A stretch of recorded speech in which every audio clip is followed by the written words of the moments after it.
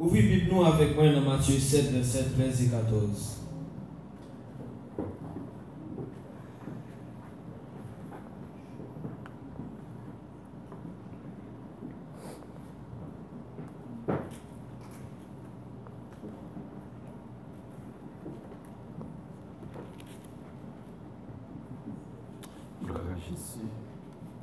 Vous y êtes. Nous y sommes. Disons ensemble. Entrez par la porte étroite, car large est la porte, spacieux est le chemin qui mène à la perdition. Et il y en a beaucoup qui entrent par là.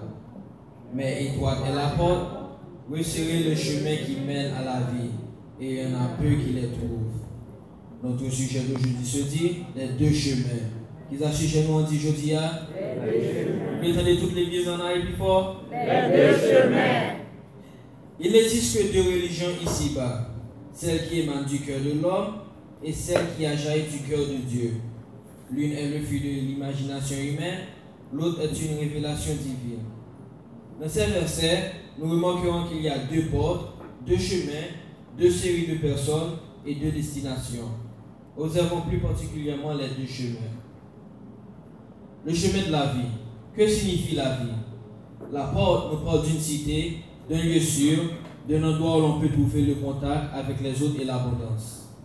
La vie que nous trouvons en Christ est une vie de, premièrement, sécurité, sauvée du péché et de la colère à venir, deuxièmement, contact avec Dieu, et troisièmement, satisfaction grâce à la plénitude divine.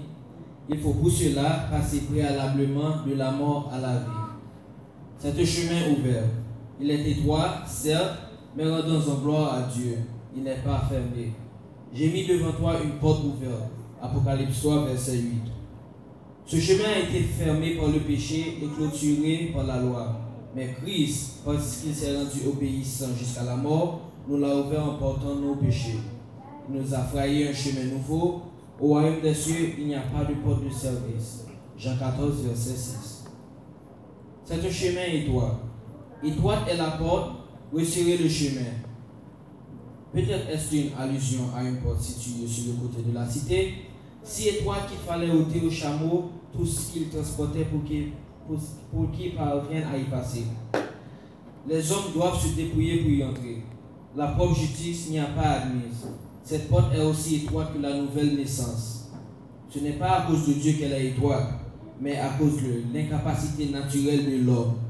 Mais si le chemin est étroit, il mène à un lieu immense. C'est une voie peu fréquentée. Il y en a peu qui la trouvent parce qu'il y en a peu qui la recherchent. Cherchez et vous trouverez. Si le chemin est peu fréquent, c'est que beaucoup évitent, préférant les ténèbres à la lumière parce que leurs œuvres sont mauvaises. Certains temporisent, d'autres errent ça et là, et se fiant au hasard. Mais on n'entre pas dans ce chemin étroit par hasard. Efforcez-vous d'entrer. Vous me chercherez et vous me trouverez si vous me cherchez de tout votre cœur. Jérémie 29, verset 13. Le chemin de la perdition. Le mot perdition est terrible. Il nous parle de la perte de ceux qui peuvent seuls sauver et satisfaire. Comme une montre perdue dans ses aiguilles, comme une plante arrachée à la terre dont ses racines auraient un besoin vital. Un homme perdu n'a plus aucune espérance ni aucun privilège. Cette voie est un chemin large. Il plaît à notre chair. Il y a beaucoup de place, assez pour tous les plaisirs des pécheurs. Le monde, la chair et le diable y ont libre accès. Il est assez large pour l'ivrogne, pour le malhonnête, pour le vicieux, mon café vicieux, pour le moqueur, pour l'orgueilleux et pour le formaliste religieux. Un série de monde qui viennent de l'église sous la forme. Un chemin bondé. Il y en a beaucoup qui entrent par là. Il est si facile de descendre. L'homme a tendance naturellement à choisir le chemin large. Le cœur de l'homme irrégénéré est tortueux et méchant. Et il préfère les plaisirs du péché à la communion avec Dieu. Certains hommes suivent la foule sans réfléchir. Tous sont sans Dieu et sans espérance. Un chemin fatal. Ce chemin mène inexorablement à la destruction. L'homme qui aime le péché périra aussi sûrement qu'une pierre jetée à la mer ne peut que s'enfoncer. Le salaire du péché, c'est la mort. Romains 6, verset 23. Revenez, revenez de votre mauvaise voie. Pourquoi mourriez-vous? Ézéchiel 33, verset 11. Voici, je mets devant vous le chemin de la vie, et le chemin de la mort. Jérémie 21, verset 8. Choisissez la vie.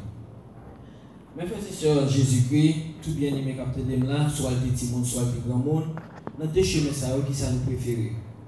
Une mène dans la mort, une mène dans la vie.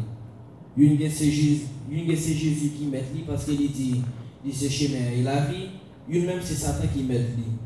Donc qui choix est déjà fait et sous pour faire choix, qui choix va le faire.